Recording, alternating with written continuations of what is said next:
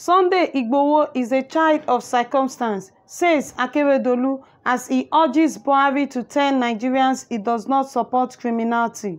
Hello guys, welcome to Gist Media TV.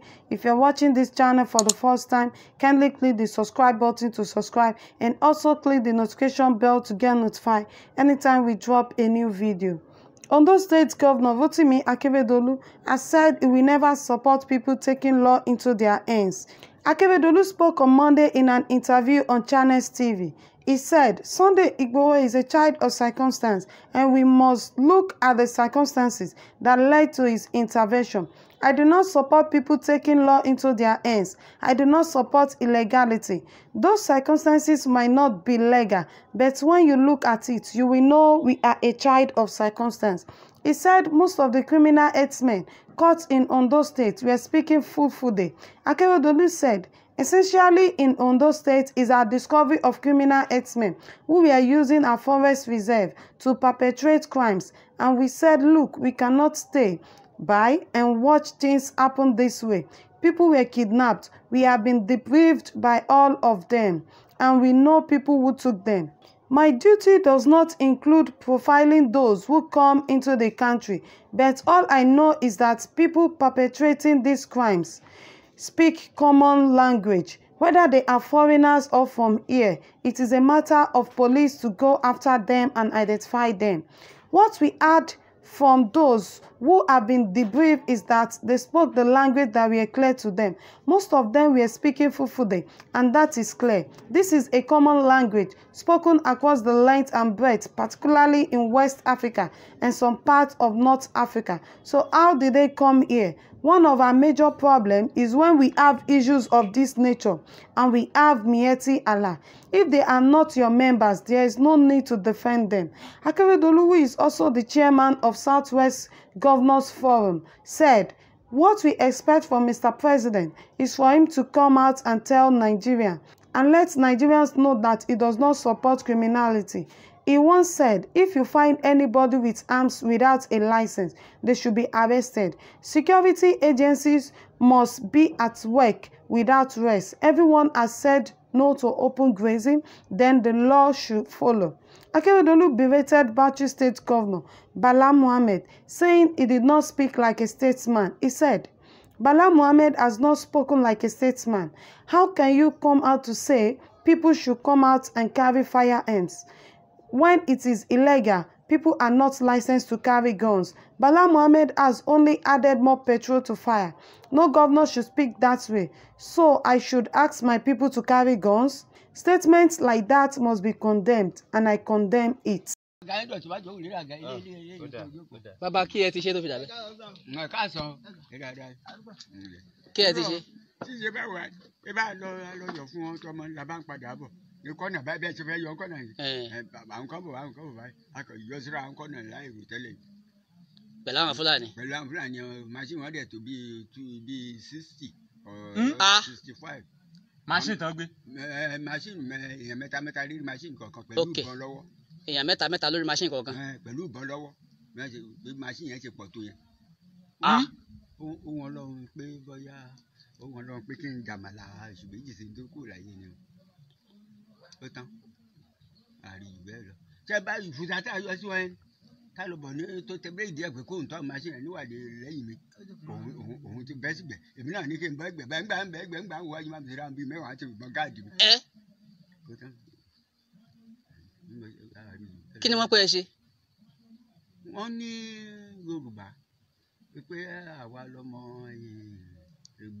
Igboho Sunday Igboho. Pé ṣé àwa la nílẹ̀ ní tá a fi ń lé àwọn lérí ẹgbẹ́ káwọn máa fi màálù jẹ o. Ìdí ẹ̀ṣẹ̀ wa nìyẹn wọ́n bá mú mi sí ìṣìkúṣì. Wọ́n nà yín. Wọ́n mú mi sí ìṣìkúṣì. Mo gbọ́ àwọn aláàfáà náà tó lọ rí. Àti dé àtúpàdé abọ́ ọlọ́mọ tó ń lọ báyìí ni. Nígbà tí orí kẹ́hìndé náà lóye tó ń lọ. Òun náà ló dé aago méjì tẹ́lẹ̀. Mi náà ti sọ mo ló pa wọ́n pa aago méjì. Òun náà ni wọ́n ṣe ń wí pé. Tó bá ti padà dé ń sìn á lọ bẹ̀. Aago méjì tẹ̀ tó kọjá. Wọ́n là rà. Ẹ máa ń gbé. Wọ́n láwọ ọmọ Yorùbá àwa ni ọmọ Sunday Igboho nítorí ẹ̀ ń kọ́ ni wọ́n ṣe ń dá Yorùbá lọ́nà ní gbogbo àyè. wọ́n ní wọ́n gbé yín kó ń bẹ̀ yẹn kọ́nà owó tó kàn sá. kí ni wọ́n ní ìṣó níbi tá a ti lé àwọn Fúlàní pé àwọn tá a lé kẹ́mi ìṣó mo ní rọ́ bí kò mọ̀ra wa tí ń bọ̀ kóòkì tí mo mú kù lọ́wọ́ mi kódà ẹran tí mo jẹ kù lé pàápàá àwọn ní ìsàgbére sọ jòkó jòkó lẹ lọ́n tiẹ̀ káàfà ayò. láti bẹ̀rẹ̀ kùsì mi sì kùsì ni bàbá ni wọ́n jọ. ọgbẹ́ àwa lọ wọ́n ní àgbà tí wọ́n gbé tá à ń lọ yẹn sẹ́yìn pé ibi táwa ti ń bọ̀ sọ pé ibi táwa ti ń bọ̀ làwọn ń lọ ọ̀nà yẹn kan náà ni àpàdé ni àwa ti kúrò níbi táwa lọ àti ń bọ̀ so nígbà wa dé Yànàjà ká jẹ́ kí wọ́n gbà náà rárá wọ́n sì gbé mi kọjá ibi táwa lọ sẹ́yìn ibi tí mi ò dé sí mọ́ kankan nínú àti bẹ̀rẹ̀ gbé mi kọjá lọ bí mẹ́lì mẹ́ta nínú igbó bá gbé mi lọ. wọ́n gbé yín lọ ní igbó. bí tí wò mọ̀ rí bí tí wò mọ̀ rí àbí inú igbó kọ́ ọ̀nà ìgbà tí ìṣàlùyẹ. bẹ́ẹ̀ ni ìgbà tí èyí bẹ́ẹ̀ tẹ́yà. inú igbó ra wòye jẹjẹ wọn ti rìnrìn àjò wọn lọ. La ilaha illallah. ìjọ tí ì sí la. wọ́n ń ná ẹ̀yìn àgbàlagbà. àgbàlagbà tí tó gún mi ní ìdà tó gún mi gbàrà tí kọ́ bá pé kóun tẹ kó bàbá yìí ìkọ́ fọ àgbòpá gba báyìí wọ́n sàn wo pé mo dàgbà wọ́n fọwọ́ náà pé mo dàgbà ṣèbíjọ́ kì í jẹ wọ́n sá pa àwọn èèyàn. La ilaha ìjọ illallah. kejì táwọn kan lọ ṣe pàtí táwọn kan lọ ṣe pàtí wọ́n já wọn bọ́ọ̀lù ẹ̀nu mọ́tò wọ́n sì bẹ́ wọn yànnà. La ilaha illallah. wọ́n ti lágbára lọ́nà àjàká yìí náà. mi ti mọ bọ̀tí lọ́nà bẹ́ẹ̀ lérí ọ̀nà kìí sọ̀nà àjàká ìbọ̀tí lérí ọ̀nà kọjá àjàká ni wọ́n tún pé wọ́n tún ṣe yẹn bóyá nú àwọn tó kọjá lọ yẹn náà ni. káṣí ẹ̀dúpẹ́ pé wọn ò yìnbọn. ẹ ṣe o nítorí irú àwọn mẹ́rin tí wọ́n ní nígbà wọn yẹ tí wọ́n tẹ̀fẹ̀ wọn tán sí mi lára ni àwọn tí wọ́n ní kí n máa rí ìsìlè dárìn mi tí wọ́n ní kí n máa lọ àwọn mẹ́rin kan gbé mọ tẹ̀lé mi wọ́n tẹ̀lé mi báyìí wọ́n tẹ̀lé mi gbà mo rè bí gbọ́gbọ́ dérú dídí tọ́tò tí n lè dárìn kan jẹsẹ̀ mi bàbá ní kí n máa lọ mo ṣe wọn lọ gbọ́ nígbà tí n gbójú ẹ̀ bẹ́ẹ̀. ẹ rí wọn mọ́. àwọn mẹ́rin yẹn ni ìrìmọ́ àwọn yòókù wà ní wọn kó májí ń rọ̀ṣà. orúkọ mi ni Prince Adélabú Ibrahim Abiodun tí mò ń gbé ní ìlú Ṣàṣà tí mo dẹ̀ jẹ́ ọ̀kan nínú àwọn tí ó pàdánù dúkìá olówó iyebíye nínú ìṣẹ̀lẹ̀ tó ṣẹlẹ̀ ní Ṣàṣà ní èyí ọjọ́ Jímọ̀ ọjọ́ 12 oṣù kejì ọdún 2021 ní ìrọ̀lẹ́ àná ọjọ́ Àlàmísì wọ́n ń kan bí ọwọ́ alẹ́ lèmi gbọ́ pé òkàn sáré táwọn Haúsá ń kó ìdà kó sàǹdà kó àdá kó gbogbo ẹ̀ káàkiri ni bá bẹ̀rẹ̀ pé kí ló ṣẹlẹ̀ wọ́n ní alábàárù kan àti yọ aláboyún kan ni wọ́n jọ gbé ẹrù kan fúnra wọn tó dé àìdè ṣẹlẹ̀ kòtò bóyá wọ́n ní wọ́n na alábàárù yẹn na ìyá aláboyún yẹn ọmọkùnrin kan lọ bẹ́ẹ̀ síbẹ̀ láti là wọ́n pé ọkùnrin alábàárù yẹn ó sàmúra jà sí bóyá ó nà ní nǹkan ni ó ṣàkú lójú ẹsẹ̀ bọ̀tí wọ́n ṣàgbélé wọ́n náà gbé lọ sọ́sítù àtìgbà ilẹ̀ ẹ̀rú ti ń ba àwọn Haúsá yẹn pé irú tó ṣẹlẹ̀ yẹn wọ́n ti mọ̀ pé tó yẹ bóyá ohun tó máa bí wàhálà ni náà ti bẹ̀rẹ̀ sí ní kó ìdà kó sàǹdà kó nǹkan káàkiri.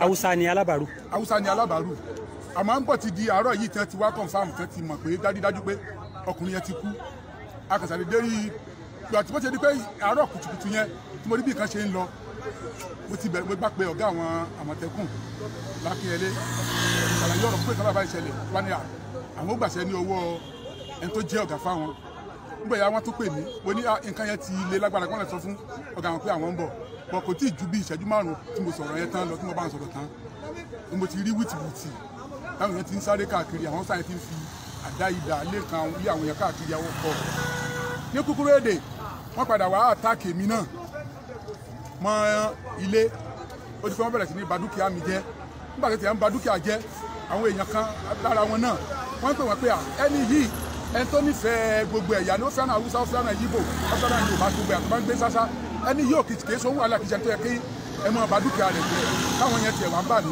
wọ́n kọ́kọ́ dáná sulé lákọ́ wọ́n bomi pa lẹ́ẹ̀kejì mo ṣàdúgbò pé lọ́ba tiẹ̀ yọ ẹ̀mí àwọn ọmọ mi àti ìyàwó kúrò nílé ṣọ́ọ̀pù mi ṣọ́ọ̀pù ńláńlá mẹ́sàn-án ló jóná tán gúrúgúrú téèyàn bá débẹ̀ ní ìsìn àti ilé tí ká wá sọ̀rọ̀ dúkìá tó wà nínú àwọn ṣọ́ọ̀pù mi inú àwọn ṣọ́ọ̀pù gan dúkìá tó wà ń bẹ̀ kò lè less than 30 million naira torí pé àwọn machine mẹ́ta kan àwọn machine kàlùkàlù ìgbàlódé yìí 3.5 million ní ẹyọ kọ̀ọ̀kan mẹ́rin ló wà ní ṣọ́ọ̀pù lọ́dọ̀ fún àwọn ṣọ́ọ̀pù kan tí wọ́n jó mọ́ tí ìwà mọ́ ọ̀nà àwọn ṣọ́ọ̀bù mẹ́jọ tó kù ṣé freezer la fẹ́ sọ ni àbí dúkìá bá gbogbo àwọn kan tó wà nínú àwọn ṣọ́ọ̀bù mẹ́sẹ̀ẹ̀sán ni tó dẹ̀kun fún gbogbo àwọn kan olówó iyebíye lẹ́yìn ìgbà yẹn wọ́n jó gbogbo ilé mi gbogbo dúkìá tí mo ní mi kò tí ì sí nǹkan kan nípa àwọn dọ́kúmẹ́ǹtì mi ìrìmú kúrò nínú ilé tábà ní ká máa wò nǹkan mi tó dúkìá mi tó ti sọ mí ní ìsọ̀rọ̀ 50 million ni káàtẹ̀ wá sọ pé akẹ́kọ̀ọ́ sọ pé àwọn àkọlé padà àkọ́ ṣọ́ọ̀bù ńláńlá mẹ́sàn-án padà ilé tí wọ́n sì ti sun ní ṣáṣá ní ìsìn kì í ṣe kékeré. àwọn olóṣùn. àwọn haúsá ni ilé ẹ̀wà Yorùbá tí wọ́n ti sun ṣáṣá wọ́n ti fẹ́ sun gbogbo ilé ṣáṣá tábà yìí gbogbo ṣọ́ọ̀bù ńláńlá ni wọ́n dẹ̀ ń sun ó ti wọ́n dẹ̀ kọ́kọ́ ń ṣe ni wípé wọ́n kọ́kọ́ já ṣọ́ọ̀bù tí wọ́n bá wá kó ẹrù inú rẹ̀ tán torí wọ́n fi ń jalè ni tí wọ́n bá ti kó ẹrù inú ṣọ́ọ̀bù yẹn tán ni wọ́n tó ń ti náà bọ̀ ilé tèmi náà kò tó di pé wọ́n ti náà bọ̀ lé mi nígbà wọ́n já ṣọ́ọ̀bù wọn bọ́gláàrì bẹ́ẹ̀ ṣe yọ bọ́gláàrì lára ṣọ́ọ̀bù gbà àwọn yọ gbogbo àwọn kan tán kó àwọn ẹrù tán wọ́n tó ń ti náà bọ́lé bàtà kó ẹrù kan nínú ilé oní ẹ̀ náà ti náà bọ́lé gbogbo àwọn àga ńláńlá owó ilé iyebíye náà tí wọ́n kó jáde nínú ilé nígbà àwọn bí wọ́n ṣe gbé àwọn yẹn ilé ẹ̀ sùn yìí o àjà náà sùn yìí o ṣọ́ọ̀bù bàbí lélẹ̀ o.